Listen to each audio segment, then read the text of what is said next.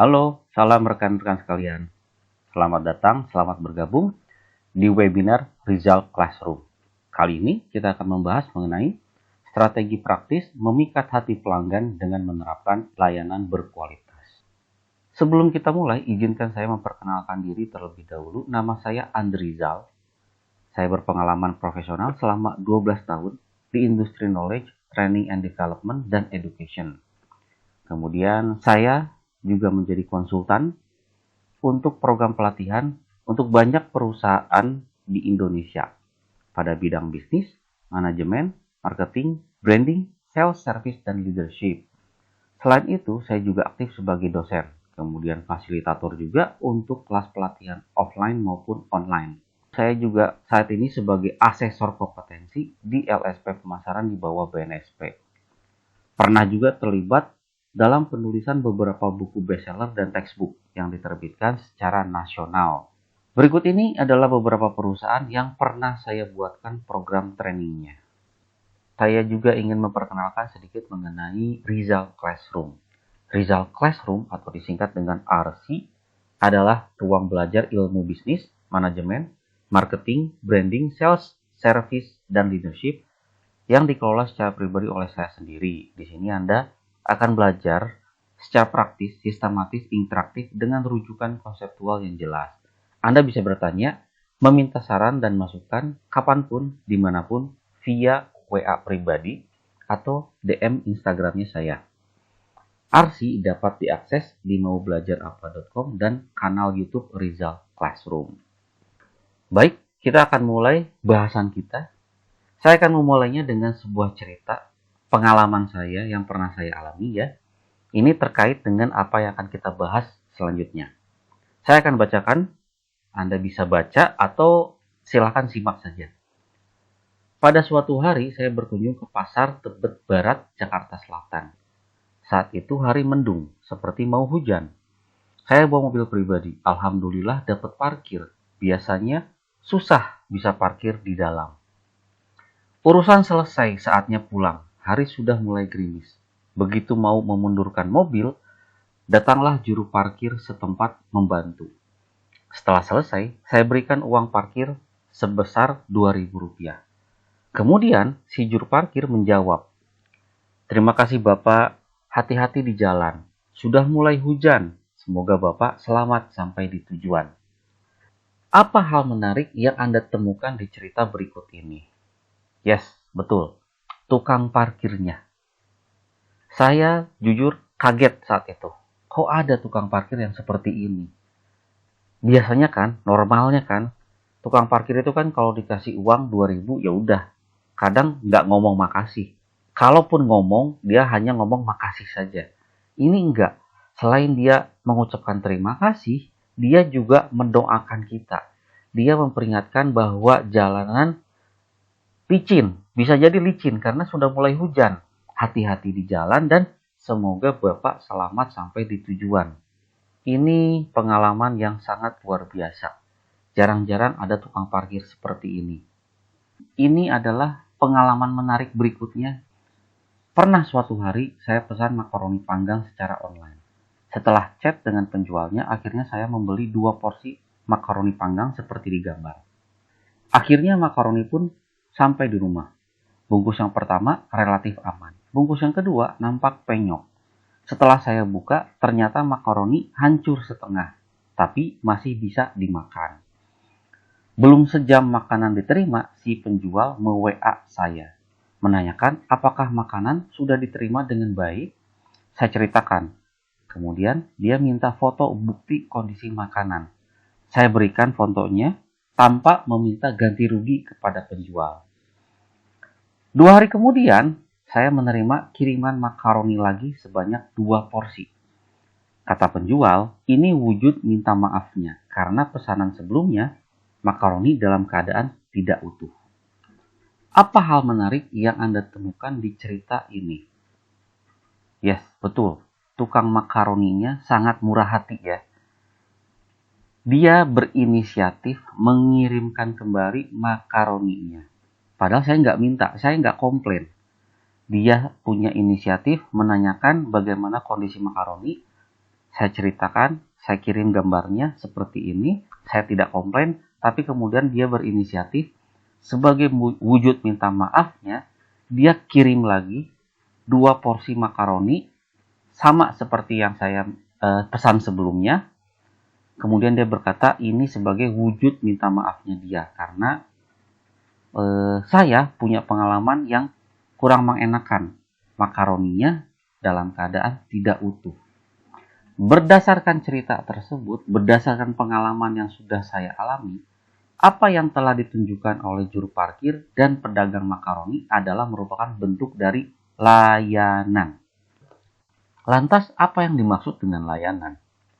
Layanan adalah sikap, perilaku, tindakan yang ditunjukkan oleh personil layanan ketika berinteraksi dan atau menghantarkan produk atau jasa kepada pelanggan.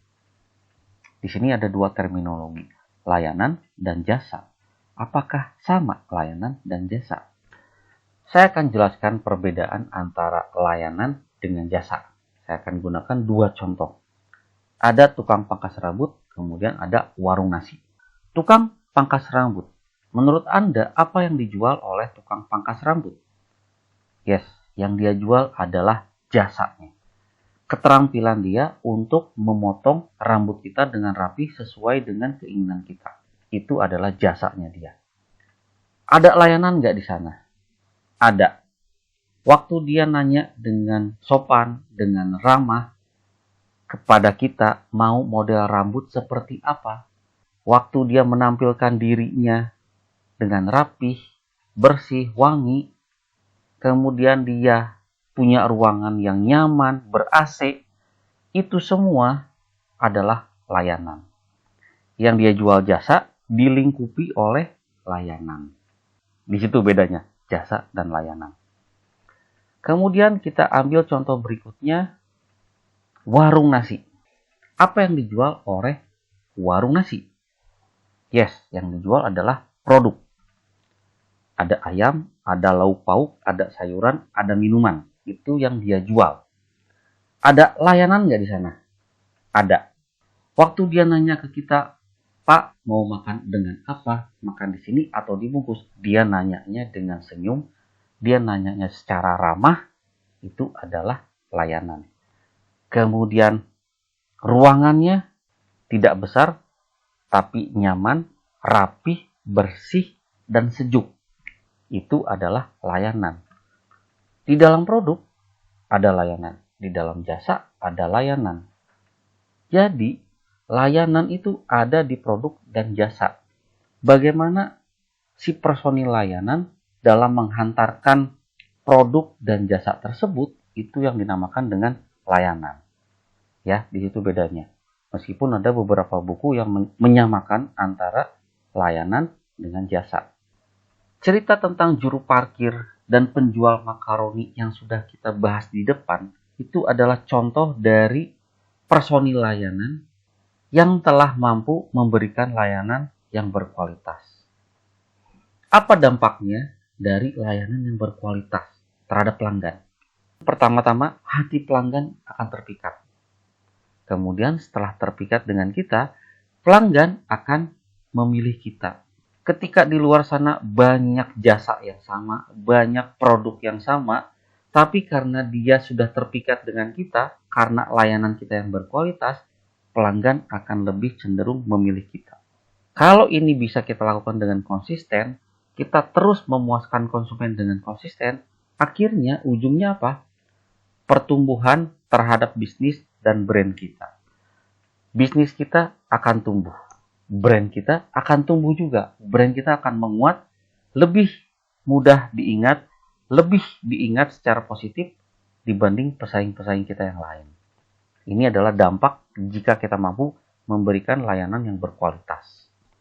Bagaimana caranya untuk menerapkan layanan yang berkualitas? Ada 5 hal yang harus kita lakukan, harus kita terapkan. Pertama, reliability. 2, assurance. 3, tangible. 4, empathy. 5, responsiveness. Ada 5 hal. Kelima hal ini biasanya kita singkat dengan RATER supaya lebih mudah diingat. Ini diambil dari teorinya Parasurahman. Ini terkenal dengan namanya biasanya kalau di lingkungan akademik ini dikenal dengan nama SERVQUAL, Service Quality, Reliability, Assurance, Tangible, Empathy, Responsiveness. Sekarang kita akan pelajari satu persatu dan bagaimana penerapannya. Pertama, reliability. Apa artinya reliability itu? Kemampuan untuk memberikan, menghantarkan layanan yang dijanjikan dengan andal dan akurat. Ya, sekali lagi saya bacakan. Kemampuan untuk memberikan, menghantarkan layanan yang dijanjikan dengan handal dan akurat. Ada 3 kata kunci ini. Layanan yang dijanjikan, andal, dan akurat. Bagaimana caranya menerapkan reliability? Saya akan coba jelaskan melalui sebuah cerita singkat. Anda bisa baca ceritanya, saya akan bacakan. Restoran R dikenal karena menu makanan Eropanya yang berkelas, yang penyajiannya langsung dilakukan oleh chef. Thomas sudah 3 tahun bekerja sebagai chef. Masakannya selalu mendapatkan pujian pelanggan. Selama bekerja, tidak pernah ada keluhan dari pelanggan. Tadi, di reliability, ingat kata kuncinya, ada memenuhi janji, kemudian ada andal dan akurat. Nah, kita lihat di sini. Janjinya restoran R itu apa sih? Dia menjanjikan menu makanan Eropa yang berkelas. Nah, apakah Thomas sebagai chef mampu mewujudkan janji restorannya tersebut? Kita lihat. Masakannya selalu mendapatkan pujian pelanggan. Kira-kira terpenuhi nggak janjinya? Terpenuhi. Selama bekerja, tidak pernah ada keluhan dari pelanggan. Selama bekerja 3 tahun, tidak pernah ada keluhan dari pelanggan. Dengan kata lain, pelanggan puas dengan masakannya sesuai dengan janjinya si restoran, makanan yang berkelas. Kira-kira ini bisa kita bilang dia sudah andal dan akurat. Ini contoh penerapan dari reliability.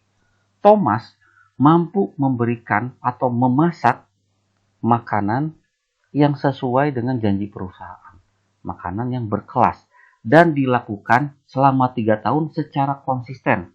Tidak pernah salah. Pelanggan selalu puas. Tidak ada komplain.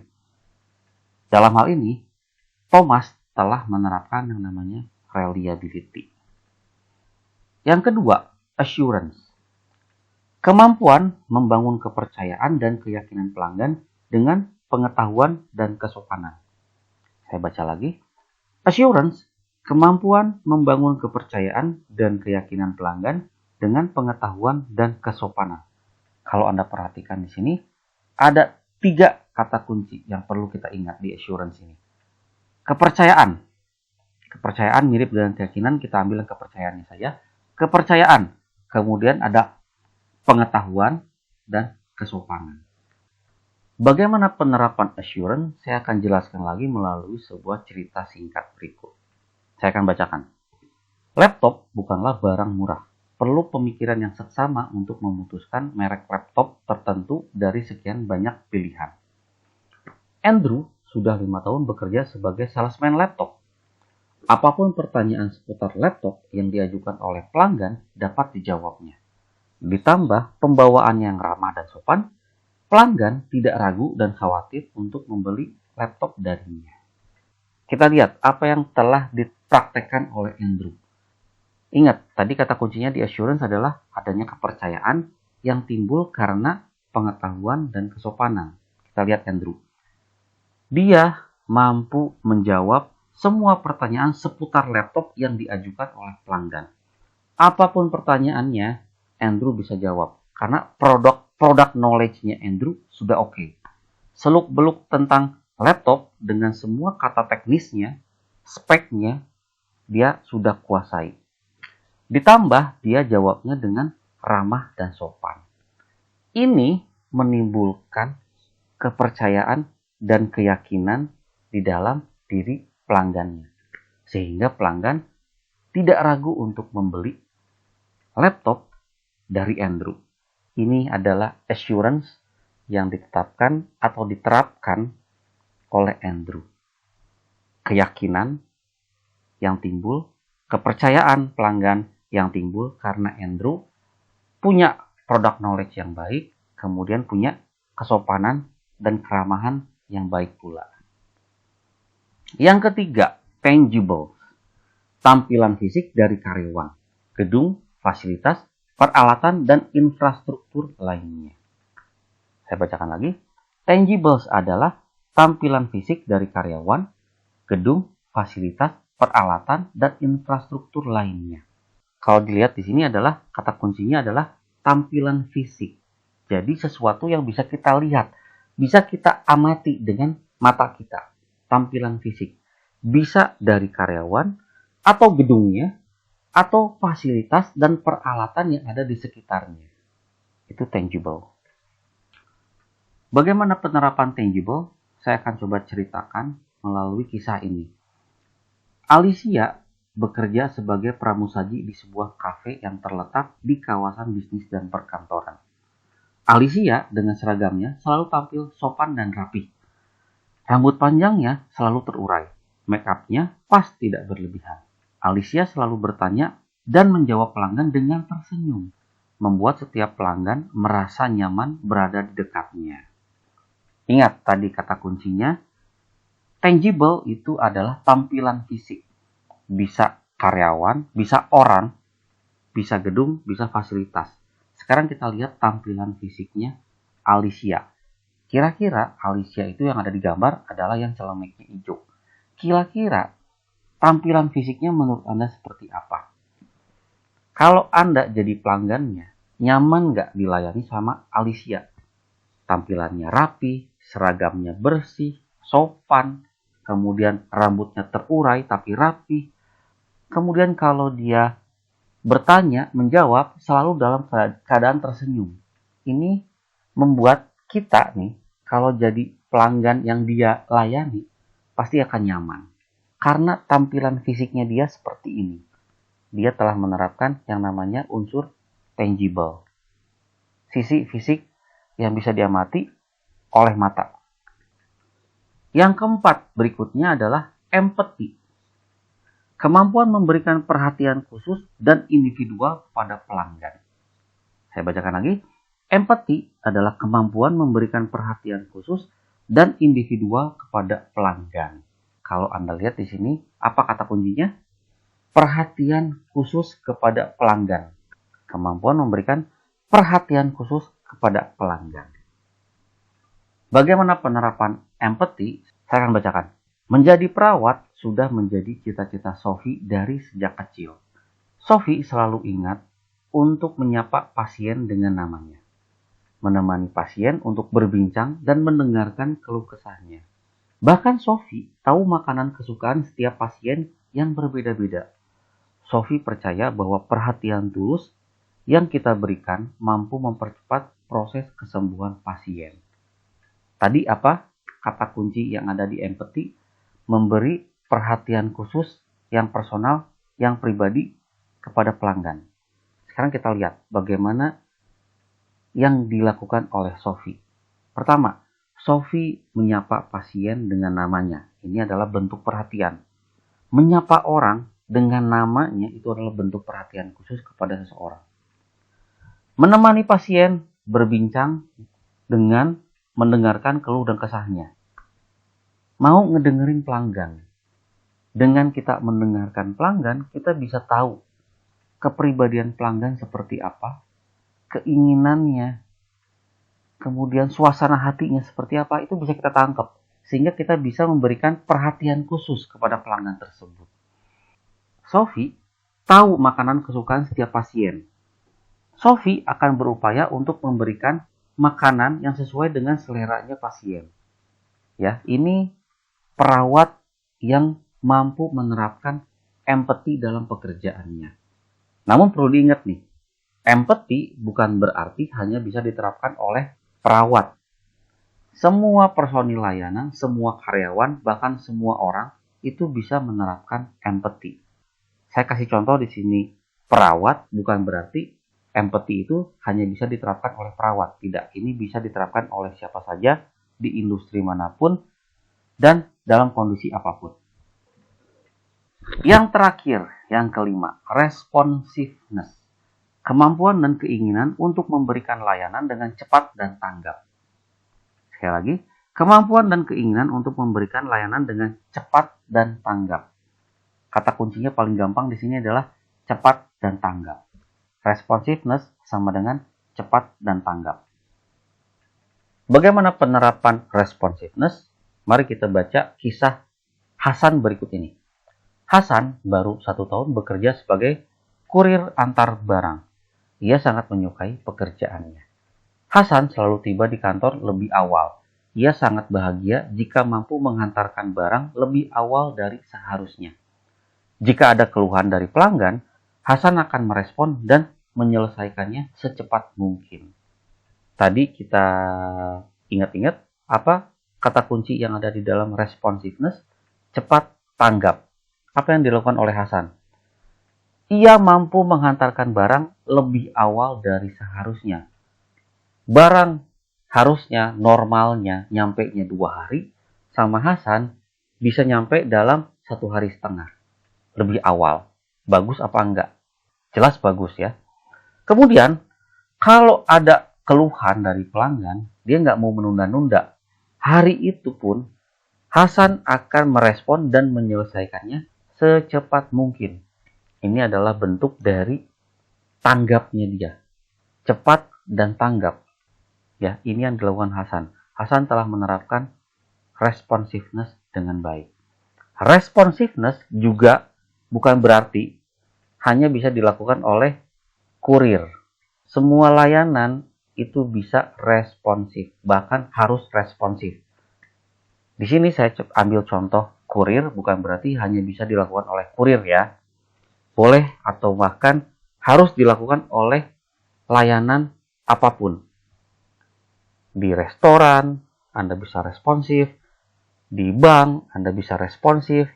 Kemudian di bengkel mobil, Anda bisa responsif.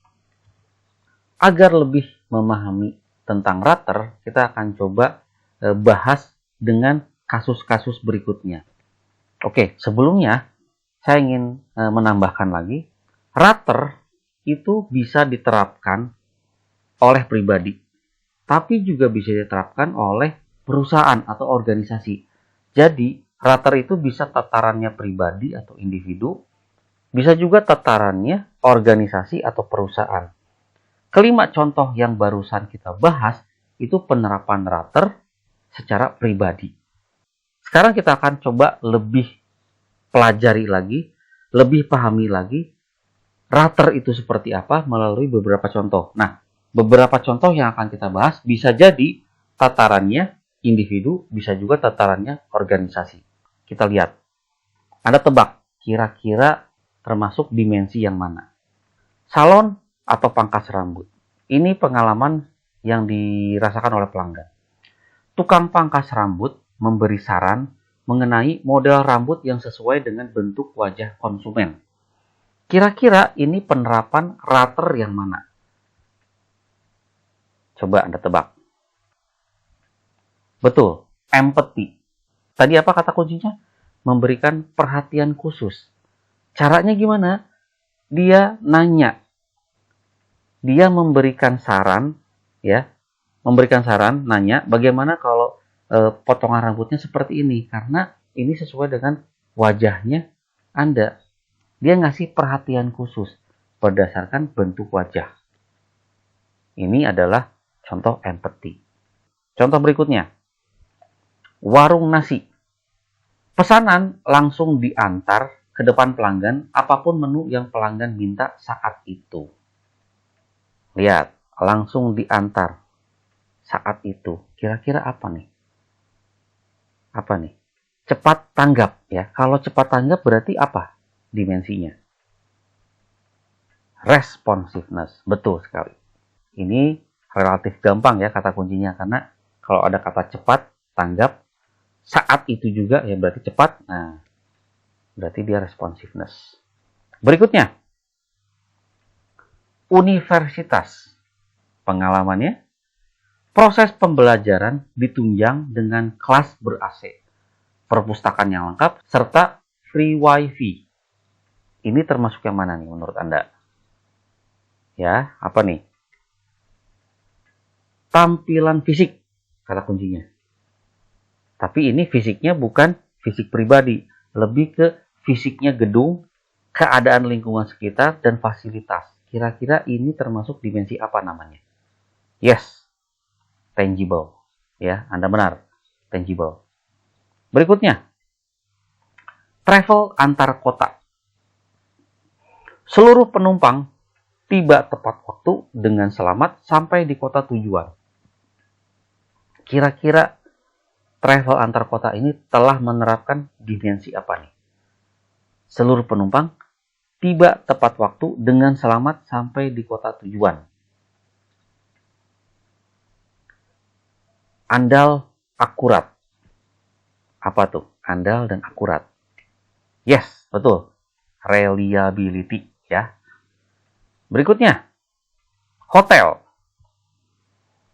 Permintaan selimut tambahan dipenuhi tanpa penghuni harus menunggu terlalu lama. Nah, apa nih? Ini gampang nih sebenarnya nih. Tanpa menunggu terlalu lama, berarti cepat tanggap. Artinya, sama dan di atas, responsiveness, betul. Supermarket. Pelayan mampu menjawab pertanyaan pelanggan mengenai letak barang atau item-item yang dijual. Pelayan mampu menjawab. Berarti ini apa nih? Pengetahuan. Sehingga pelanggan merasa aman dan yakin. Karena dibantu dengan jawaban yang benar. Kira-kira apa? Ayo, apa? Ayo. Yes, betul. Namanya dimensi assurance. Kira-kira seperti itu penerapan Rater, baik itu dari tataran pribadi, karyawan, ataupun bisa dilakukan dalam tataran organisasi atau perusahaan. Tapi kan Pak, itu di dunia offline. Sekarang ini kan semua serba online. Bagaimana menerapkan layanan berkualitas secara online? Bisa nggak? Bisa. Bagaimana penerapannya? Berikut penerapannya.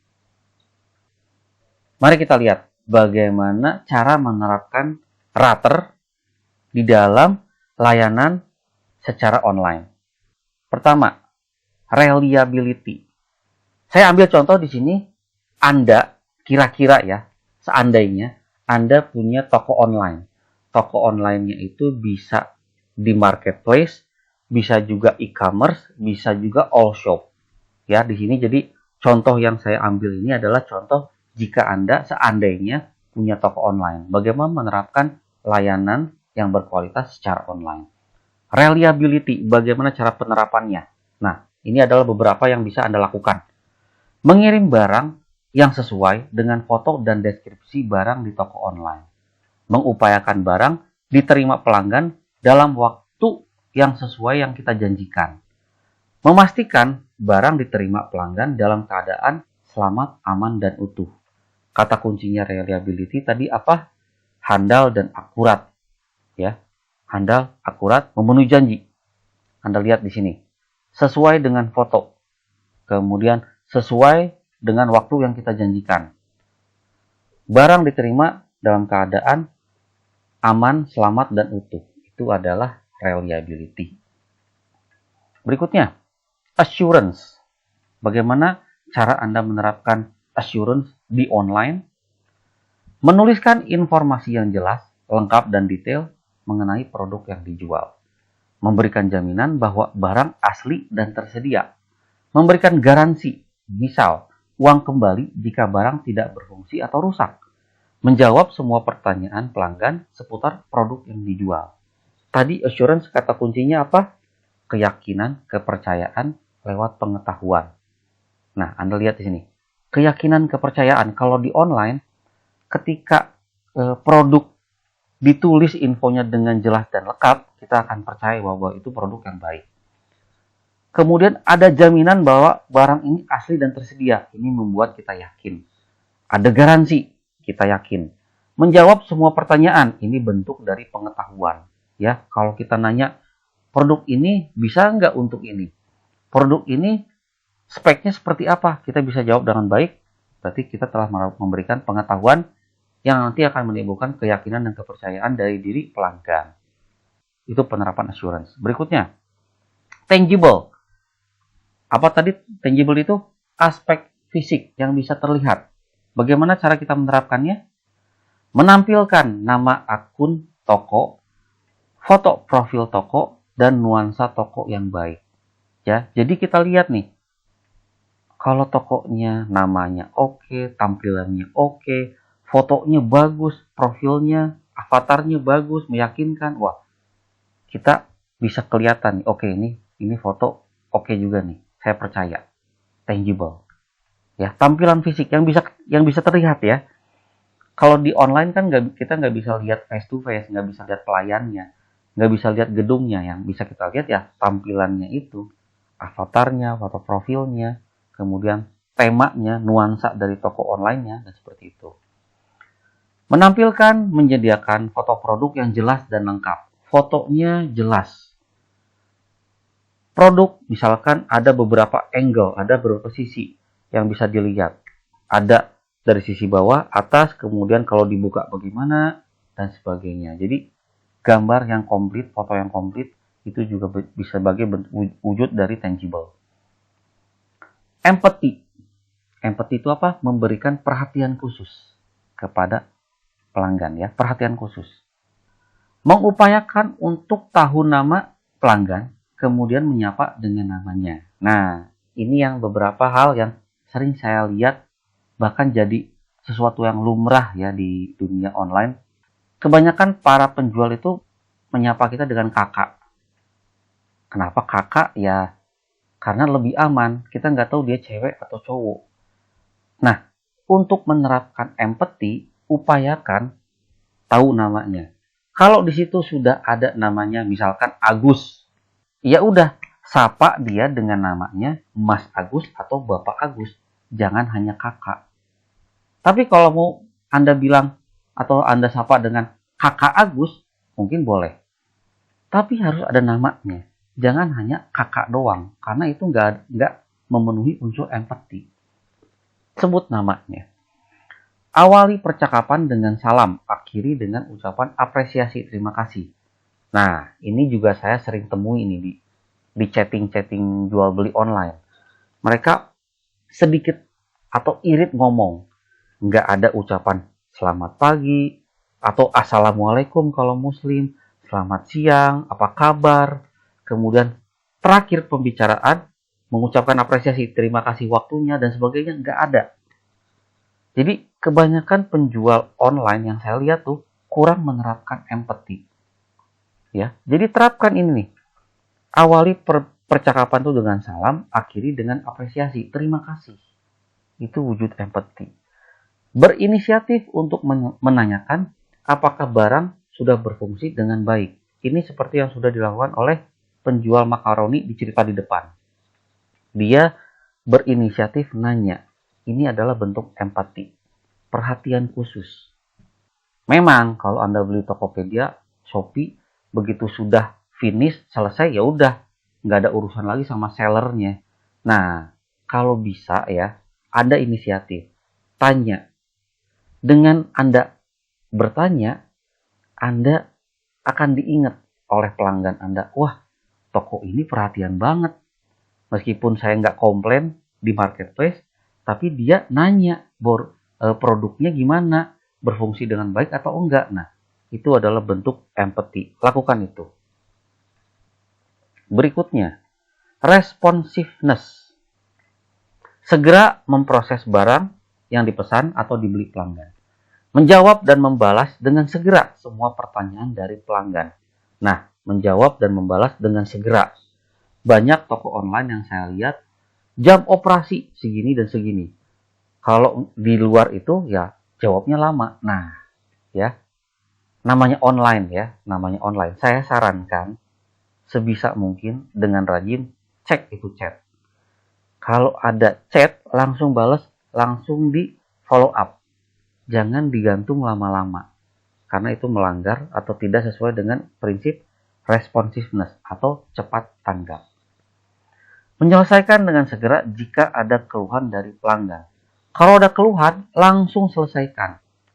Pastikan itu selesai. Langsung cepat selesaikan dan pastikan itu selesai. Kalau nggak selesai, apa dampaknya? Ya, paling parah sih, dia nggak beli lagi sama kita. Yang lebih parah lagi, kalau dia ngasih review jelek tentang toko kita. Nah, jangan sampai itu terjadi. Jadi, responsif terhadap komplain ini bisa akan berdampak baik pada bisnis kita jangka panjang. Berikut itu cara penerapan Rater dalam layanan secara online. Jadi, kita sudah mempelajari apa itu Rater. Rater bisa diterapkan dalam tataran individu ataupun tataran organisasi atau perusahaan. Rater, jika diterapkan dengan baik, akan membuat layanan kita berkualitas. Kalau layanan kita sudah berkualitas, apa yang terjadi? Hati pelanggan terpikat dan pelanggan memilih kita. Pelanggan akan beli ke kita lagi, dan akhirnya pelanggan loyal. Kalau kita bisa menerapkan Rater ini secara konsisten. Apa dampaknya kalau pelanggan loyal? Kalau dia udah loyal ya, dia nggak akan pindah-pindah ke orang lain. Meskipun barang yang sejenis banyak, meskipun jasa yang sejenis banyak, tapi kalau dia udah loyal, terpikat hatinya, dia nggak akan pindah ke yang lain. Nah, dampaknya apa? Jangka panjang, bisnis kita akan aman, akan tumbuh. Kenapa? Karena kita udah punya pelanggan yang loyal. Bisnis tumbuh. Brand gimana? Merek kita bagaimana? Ya jelas, merek kita akan selalu diingat oleh pelanggan kita yang loyal. Pelanggan kita yang belum sama kita gimana? Wah, pelanggan kita yang loyal itu akan menyebarkan berita baik, akan menviralkan, akan merekomendasikan produk atau layanan kita atau jasa kita yang layanannya berkualitas. Jadi Anda nggak usah khawatir, pertumbuhan bisnis akan terjadi, brand pun akan semakin baik di pasar. Itu dampaknya, jangka panjangnya, kalau kita mampu menerapkan Rater ini secara konsisten. Akhirnya kita sampai di penghujung webinar kita. Jika Anda suka dengan webinar ini, jika webinar ini bermanfaat bagi Anda, jangan lupa untuk like dan subscribe. Jangan lupa di-subscribe, mohon bantuannya. Terima kasih atas kesediaan dan waktunya untuk mendengarkan webinar dari Rizal Classroom. Jangan lupa untuk mengikuti webinar dengan topik yang berikutnya. Jangan lupa juga untuk memfollow akun Instagram dan YouTube kita ya. Terima kasih.